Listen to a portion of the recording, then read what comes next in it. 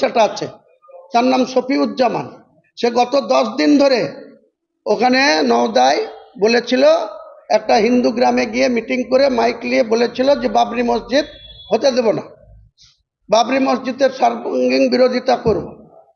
তারপরে যখন তার বাড়ির আশপাশের লোক যখন তাকে হুঁক শুরু করেছে যে তোমাকে এখান থেকে চাকরি গুটাবো, তোমাকে এখান থেকে বাড়ি ছাড়া করব, সে আবার আমাদের লোককে ফোন করে নিজে বাঁচার জন্য আবার যে বলছে বাবরি মসজিদ হবে না, সেই ট্রাস্টিকে টাকা দিচ্ছে 1,11,000 টাকা। তাহলে এদের এই তৃণমূলের লোকদের আপনি কি ব্যাখ্যা দেবেন?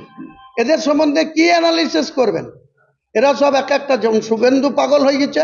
আমি তাই বলেছি, শুভেন্দুর একটা 56 বছর বয়স হচ্ছে, 40 বছরের মেয়ে আমি একটা খুঁজছি, পাত্রী একটা খুঁজছি, যা খরচা হয় ওর বিয়ে দিয়ে দেবো, তাহলে ওর মাথাটা ঠান্ডা থাকবে।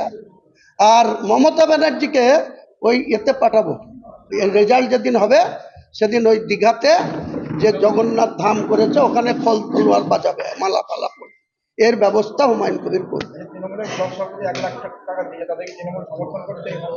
তাকে জিজ্ঞেস করুন যে বিরোধিতা করছিল, সে আবার যেচ্ছে। হুমায়ুন কবির তো চাইতে যায়নি, আমার ট্রাস্টের কোনো লোকও তাকে আপিল করেনি। সে নিজের ভয়ে এমন ভয় পেয়েছে, বাড়ির আশপাশের লোকরা এমন হুঁক দিয়েছে, এখন দেখছি আমি বিরোধী লাই, আমি মুখে বলেছি, কিন্তু দেখো আমি 1,11,000 টাকা দিচ্ছি, এটা নিজে বাঁচার রাস্তা। এই তো হচ্ছে আজকে তাদের ক্যারেক্টার।